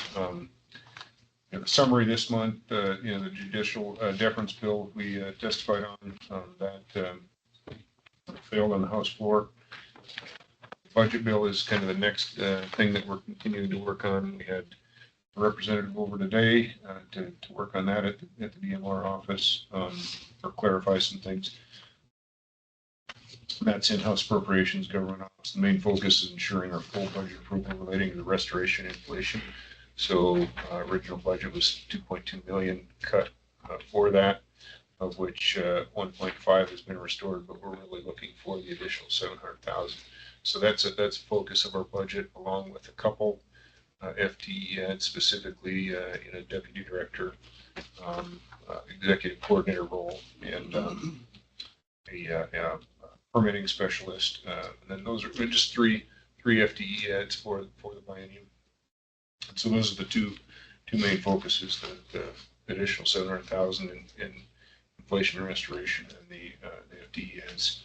We're preparing for testimony on the critical minerals bill. That's House Bill 1459. We testified in favor of that first go round. And then the tax reduction for new wells drilled outside of the Bakken, incentivizing formations to be explored outside of the Bakken. So those are the main ones. Everything in orange has had a decision. Those that were in support of are at the top of the spreadsheet. Our budget bill is right at the top, Senate Bill 2014. It's the only bill you support. Or any, yeah, we've been neutral on a few. Actually, there's more. Some have moved on. Did they get much support at all for the increasing the members of the Public Service Commission? No, none. That went Okay, so We discussed it. we sat in on that, just kind of as a matter of. It was also zoned, so it was like wards. Oh, is that It right? wasn't just increase, it was regional representation. Oh, gosh. Yeah. Imagine. Couldn't all be around Bismarck. Oh, geez. Yeah, that'd be bad. Yep. Yeah. Once they moved here, they'd get kicked off. It's now they're from Bismarck. Yeah. Yeah. Yep. Little bit, there's a little bit of buzz about stripper wells in the state with the reduction in oil price in the forecast, and quite a bit of discussion about that. My take on that is that should be something that should be studied, and it shouldn't be a quick decision on that. It would be pretty impactful. We really need to understand the implications of an increase or a decrease in the tax rate on stripper wells, and I think that should be something that should be studied. So my message on that to most is that would be something that we should actually put a work group together on. Study the impacts of that. Other than that, I would say 80% of what we were following is either passed or failed. And right now our focus is that budget bill. It actually sounded like a sincere suggestion that there should be a study of something. And those are infrequent. There's a lot of reasons people say it. We just study things. I'm like, yeah, let's study whether that I light's don't on want to or study off. unless we have, That light, do you think it's on or off? I don't know. We better study that shit. no, yeah, So- so there's an impact. Those operators don't want those bulbs on stripper well status. Well, They would rather they were not on stripper well status. there was a little bit of a panic in House Appropriations the other day, and it is every time this industry goes for 10 years without having any real ups and downs, there's a complacency that exists. We're still leaving 85% of the oil in. Mhm. Summit's not getting through South Dakota anytime soon. Correct. And I think there's a drastic misconception about what that, they're like, you pay 0 in tax. No, they pay 5% in taxes. They still are, yeah. And once they get to stripper status, now if we figure out a way, if one of these companies goes in and figures out a way to produce another 1 million barrels of oil out of oil that was previously on stripper status, we should probably have a conversation about whether or not they get a permanent holiday on the 5% tax. But I can tell you this, if you just raise the tax back up, if they produce another barrel of oil, we're not going to figure out how to get that other 85% out. If it goes to 0 because it cuts off the life of the well. Way before its economic limits, and that's kind of the idea behind it is. And they're also 10 to 15 years into producing on a 10% tax. It's not like they haven't, like, trying to figure this out after crossover with an amendment and approach is probably the wrong-headed policy. That's why I would suggest kind of a multidisciplined study on it, like, it shouldn't be done. I wasn't being facetious. No, I know, yeah, that was good. We've done it before, and it's actually been pretty well received. You need to know what other states are doing that we're competing with for capital dollars. I think that's, that's something new. That's certainly wrapped into some of this in budgets, but, speaking to some about that's the update, right? Thank you. No orders this month. We're waiting. Yeah, It's gonna be a. I don't think it's gonna be a fun. Thank you. Thanks, Document.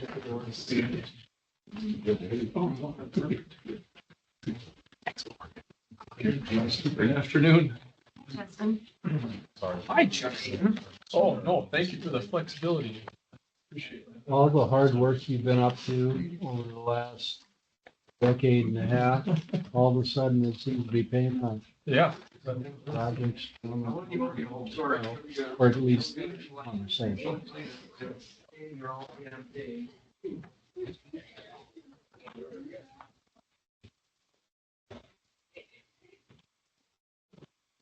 Perfect. Well, I'll get going right into this. So the first set of slides that you have in front of you are just for review. I'm going to bounce ahead to, it'd be your page 6, slide 11. And we'll start talking about some of the solutions that are in the works. The challenge is very well defined. You are all very well aware of what's going on. The TC Kinder Morgan project, the Bakken Express system this summer. We're going to start seeing the construction work on that. As part of that, that'll begin in May. We're going to start seeing some potential challenges capacity-wise on the northern border system as those compressor stations get upgraded. They're going from a total of 96,000 current horsepower at those 3 stations up to 250,000 horsepower. So they've got quite a bit of work to do. I'm most concerned about the September timeframe. For about the whole month of September, we're going to have reduced capacity on northern border. I'm expecting already tight conditions with that. We may have some short-term congestion until this comes online. Still targeting about a year from now. No changes to that in-service timeline for that system. I will make a comment about this. If the public knew, if they actually understood how regulated we are as Americans, industry, everything, that there would have been some crying out a long time ago. We had to go through public comment period. We had to delay this project for years, ultimately, just because we're replacing some pumping stations. It's not like we're putting pipe in the ground. It's not like we're going through a whole project. We're just upgrading pumping stations. And EPA drug their feet and made this difficult. Yeah, this has been a long time coming, and really, those three is the only physical work being done at those three compressor stations, Yeah. all on the existing locations. So you're absolutely correct. Then we'll fast forward. When I was here in January before the commission, we started talking about WBI Bakken East project. They wrapped up their open season after that letter of support was sent. Shortly in the days following the conclusion of that open season, I know everyone at this table is well aware of the Intensity Infrastructure Partners.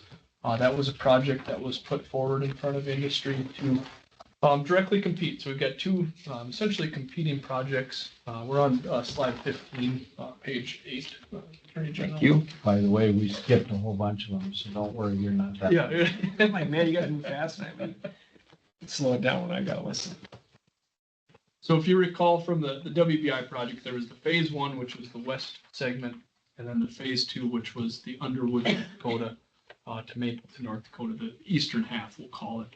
And so that phase 1 segment, targeting new industrial load along that route, and then competing with that project now, they've since wrapped up their open season. This was also a non-binding scenario where companies have the opportunity to put forward their desires for the project. They're not legally bound to anything they've worked out or submit in that open season process. And the most that I could say as we sit here today publicly is that not one specific pipeline system, but just broadly, I'll say that there was encouraging support across the board for a project to get done. Right now, what each of these two companies are doing, all of those leads that came forward in those open season process, they're out at their offices trying to ink up, whether it's letters of intent, firm precedent agreements. They're now at the phase where they're trying to take those non-binding interest statements, converting them into something that would bind them to some legal obligation to proceed with the project. And so when you have two parties out competing for the same customers likely submitted into both of the projects, so there was likely a high level of overlap there. Bless you. Again, a tremendous amount of competition that we're seeing right now. Going forward, I don't want to speculate here today about what this could look like, whether or not one will win, whether we'll have, again, two pipes, some combination of working together. It's still certainly too early to say that with any confidence of what this is going to look like. But by and large, what I will say is, again, very encouraging high-level results. In the coming weeks, months, hopefully we've got a little more clarity of how this is going to look. Any questions on those two projects? I have a question. Does it make sense at our next meeting to have some of these guys come in and present to us?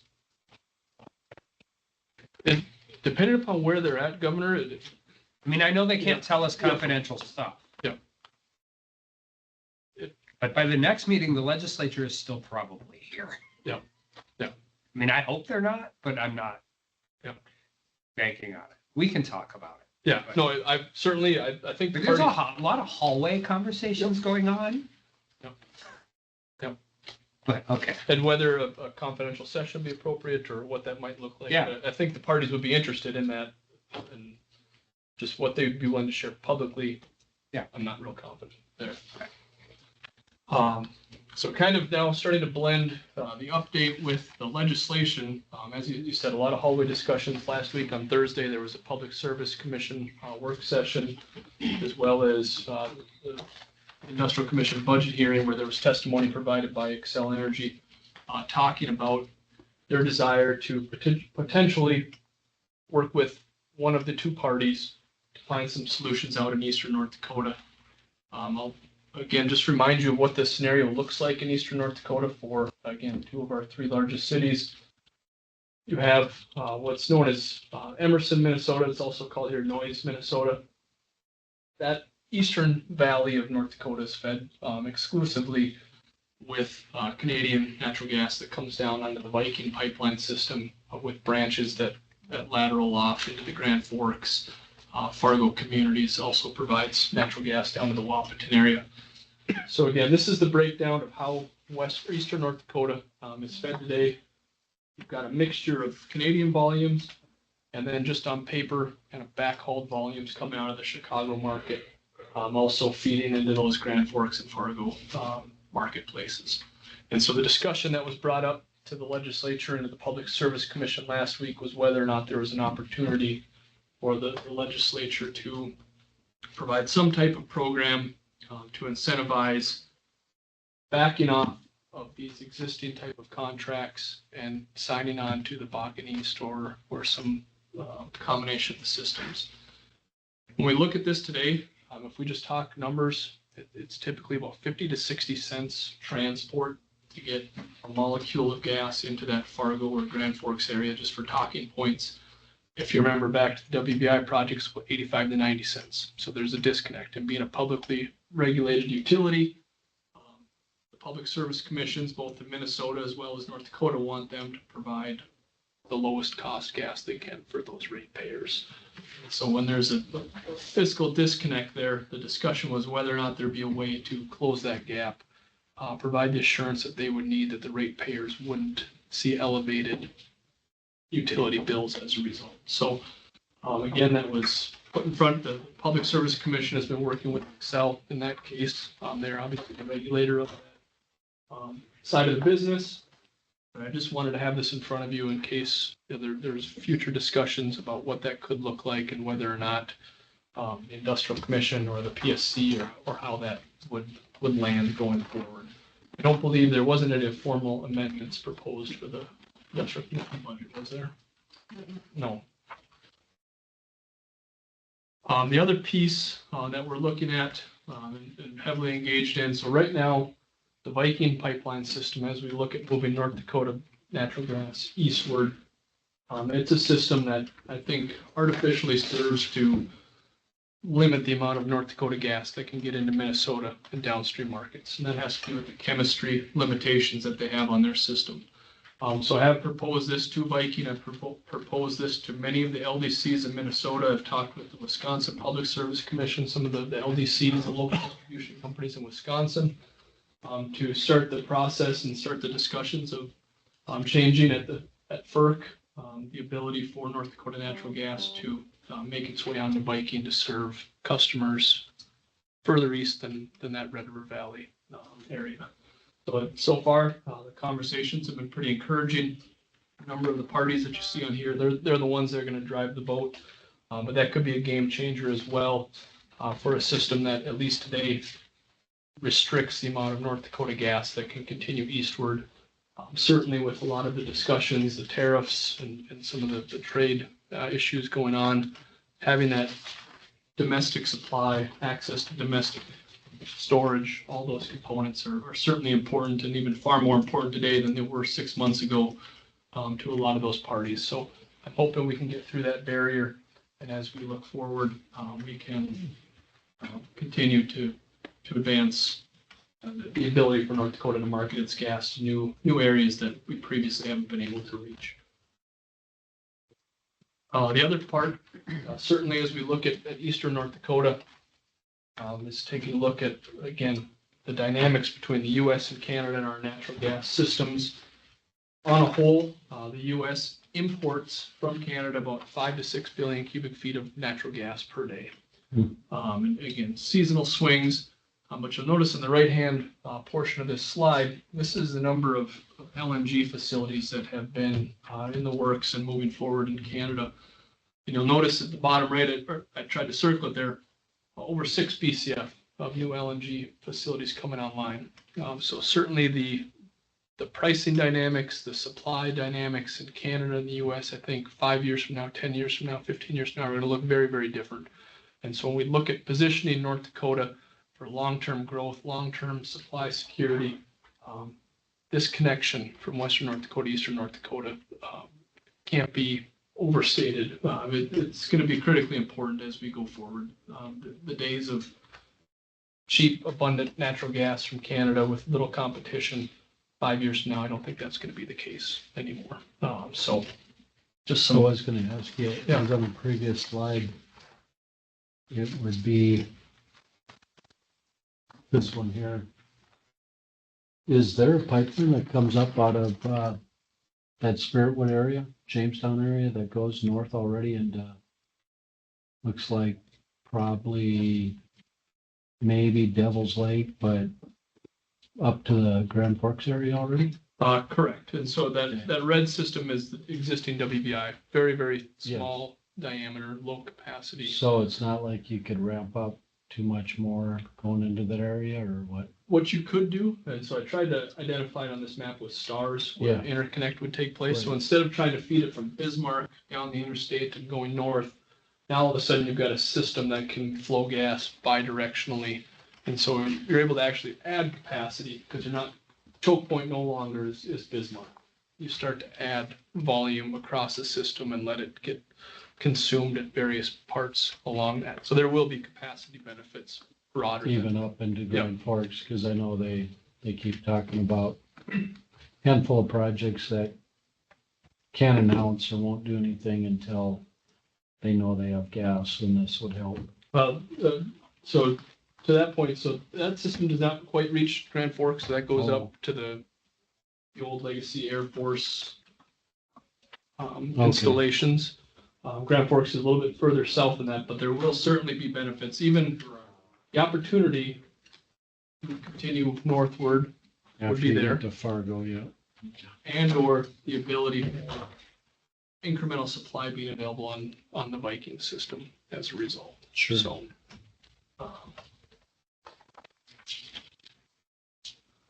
and so with that, I don't think a lot of the rest of this is just updated, refreshed slides with content we've dug into. But legislatively, right now, conversations are surrounding whether or not there's an incentive for LDCs. I can see that coming forward here in the coming days or weeks. And then just waiting for some clarity, I guess, from the parties of what this is going to look like going forward. So with that, I don't know that I have anything else at the moment to discuss, but we'll have more hopefully soon. Thanks for the update. Thanks, Jeff. Anything else? Okay, thank you. Thank you. Thanks.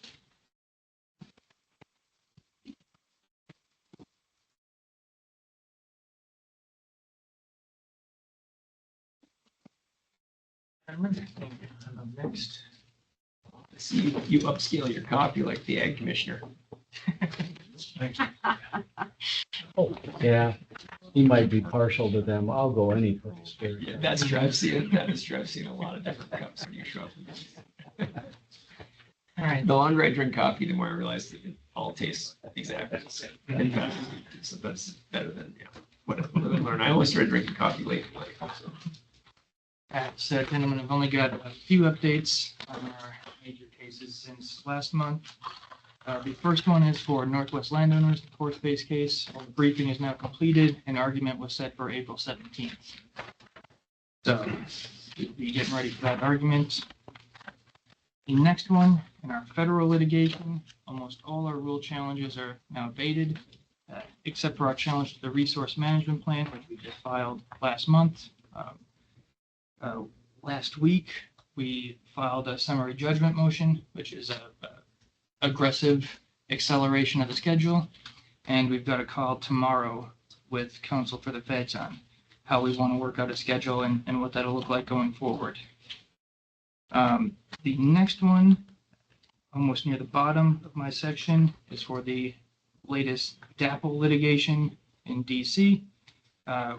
We've finished briefing on our motion to dismiss, so that's currently before the judge, waiting for him to decide on that. And those are all the major substantive updates. Phil had a tangential connection to the Greenpeace lawsuit last week. I was kidding. The partner he used to work with a lot at the firm, we lured him away with by paying him so much more money here. Was the lead trial lawyer on that, Trey Cox. And actually Trey's wife is a former U.S. attorney. But yeah, that was fun. I got to talk to them for a little while the other night after that. It was interesting. They said they'd try a case in North Dakota anytime. They enjoyed it. He said the juries are attentive and they paid attention to the witnesses, like all these things. They said, well, they seem to like law enforcement here. I said, yes, most of the time. I think that's That's great. What a victory. Yeah, it was really That gave something. people hope again, It was really something. that we can actually deal Yeah. with environmental activists Yeah. and they can be held accountable. I think the word is it takes them $130 million to be bankrupt. And the settlement was nearly 700 million. Yeah. To see what happens. But I mean, the broader point is Yeah. important. Obviously, it was good. Good. But yeah, he had a lot of nice things to say about the trial, not just because he won. He actually said the night I talked to him the night before also. He was saying the same nice things. I think the trial watchers had a nice time. I don't think they did. I don't believe that they did. I thought it was a good call on your part not to be one of them when you said you were going to go down there and watch. It's like, that'll end up in the news. I was gonna go watch the Governor Watchers. walks in. You can say, I'm here just in my personal capacity. That works. Yeah. Yeah. Only at my son's sporting events. That's right. What's next? What's your next deadline? Uh, Like, what's the next update you're gonna give us? That's all I have. What's going on Today. Yeah. We'll have to wait. You don't have till- any deadlines coming up on anything else? No, the next major deadline for litigation the commission may care about is the pore space one, argument on the 17th. So are we just waiting on Lotus for them to pull the trigger before we stand down? Lotus, the litigation is currently abated. The EPA asked for a pause so the new administration can reconsider its position. And we are waiting for them to finish reconsidering and advise the court how we should proceed. Okay. Are we assuming it's gonna look a lot like Trump 1.0? Or even maybe more aggressive? Do you know? No, I don't, but we didn't back down from the 2015 because we didn't trust anything that was in play. And then when was the next one, 18 or 22? But even when he did it, I mean, we liked it a lot better, but We we didn't love everything about it. Exactly, and we didn't have a suit against it, but Yeah. we weren't willing to back away on this. That's why I'm just concerned. I mean, if you gotta keep sending us a bill to keep it alive, we'll gladly do it. Mm-hmm. I mean, they can't be fictitious bills. I don't know if I address that to you or the AG, but. No, I believe the next update in that is due next month. Okay, So we will hopefully know how the federal government would like to proceed in the near future. yeah, I could see them, knock on wood, be hopeful. I could see them being even more aggressive with it than they were in 16 when they started. Be interesting. That'd be nice.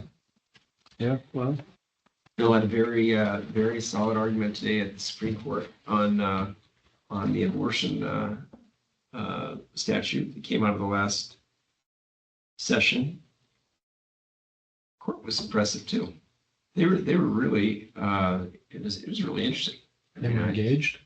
well, they are always we haven't engaged. We have a good court. I mean, I'm not suggesting otherwise, but they had clearly prepared quite diligently for it. It was a very good argument.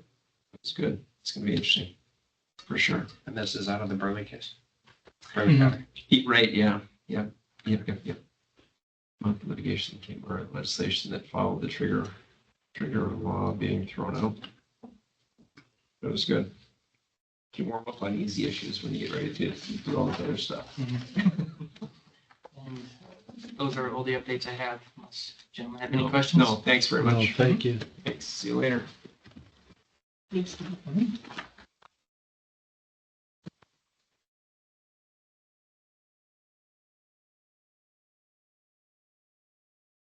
Next up, Office of the Industrial Commission. We just have minutes for your consideration. So moved.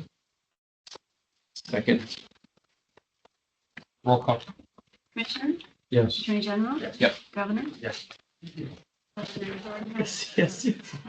Now he wants to take all of our votes. He's going to vote for us on everything. Commissioners, just to highlight a few things for you related to the admin office and the grant programs. In the appropriations bill, Senate Bill 2014, you have 25 million for the Oil and Gas Research Fund, a one-time injection that will be targeting water projects that'll be discussed Thursday afternoon in committee. And you have, of course, the CERT funding, Bill 2143, that had a lot of interesting discussion yesterday in full House approves. It was, the bill would extend the sunset, plus it would move the biennial appropriation or funding from 7.5 million up to 10 million. They amended it back to 7.5 million, and a lot of the discussion was around stripper wells that finances around that and around the adjusted forecasts. And so based on this one, it'll be interesting to see what happens with being sustainable and with the oil and gas research fund request. See how that goes. And there's additional, so like the Clean Sustainable 2188, that was heard in full approach. They have not yet acted on it. They haven't had discussion or action on it yet. The Research Tech Park proposal, no action on that. It's had its hearing. They've had some committee discussion, but no action yet. In-house GVA, sitting at $15 million request. The bill 1554 to do some updates on Outdoor Heritage Fund. It's passed. It's just waiting for one very important signature. Sign it. Did it? All right. Did it? I don't think so. What number? If not, it'll be tomorrow. What number? 1554. Only several hundred you want to Yeah. do. So. Yeah, and then Lignite Research Council, possible 1592, is awaiting amendments, proposed amendments in committee work. Membership? Yeah, so that's looking to put the board membership in Century Code, and it's historically been done by executive order. And Why is it? They're kind of the only one that isn't. Oh, is that the case? looking to put it in Century Code, the makeup of the board and some of the details around that, looking to put it. Taking away my authority. Yeah. Weren't you getting rid of boards when you started this a couple of months ago? See what you started? Yeah, now we're gonna have more boards. I do, Jordan, have a question on 2014, because as that starts getting momentum, it's important that they know if that money moves to housing incentive fund, they can't just move the money. There is gonna have to be a conversation about what they need to implement that. They're a little bit of victims of their own success and maybe a little bit of victims of some bureaucracy in the state's largest bureaucracy, but I don't know, and JC, you may know, if they recognize the resources they'll need to do it. So. What's the dollar amount we're talking out of HH? It's like 25 million. Yeah.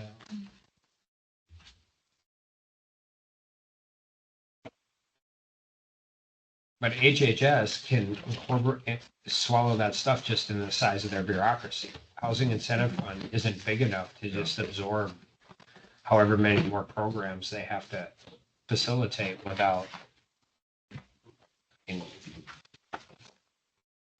I mean, if they're, I don't know if they do this like before the trading deadline and they trade the FTE from HHS. Housing incentive, I'm not really worried about it, but I don't want them to just plant a bunch of dollars into the housing incentive fund without the resources to, doesn't do, the reason they want them out of HHS is they don't think it's being deployed fast enough in a streamlined enough fashion. Moving it over to an agency that can do it probably faster and deal with less of that is great, as long as they have the resources to deploy it. Yeah. Otherwise, we're just overworking them and we'll slow down. Well, they did ask that if they took the North Dakota housing grant or homeless grant from 5 million to 10 million, if they would get an FTE with that, and so they did. So, you know, perhaps the metrics would be the same if they were given another 20 to 25 million. They'd consider additional FTEs. People like how they do stuff. Yeah.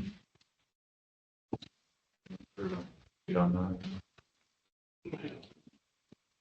All right. Otherwise, that's about it for important item. Thank you. No further business from the admin office. Next meeting is April 24th. 1 o'clock. April 24th, we'll be done by then, huh? Everybody says they're leaving I early. probably shouldn't do this because now this is, I'll be at La Enchilada at 6:15 with a 15-year-old if you want to have a chalupa and celebrate a birthday. Well, I move to adjourn. Second. I had to think about it because getting out of here early, should we give money back? What should we do? Second. How many do we do before early is now just on time? Is it, I thought it was supposed to be 5. Was it? No? What was? I think the traditional 1/4 on all.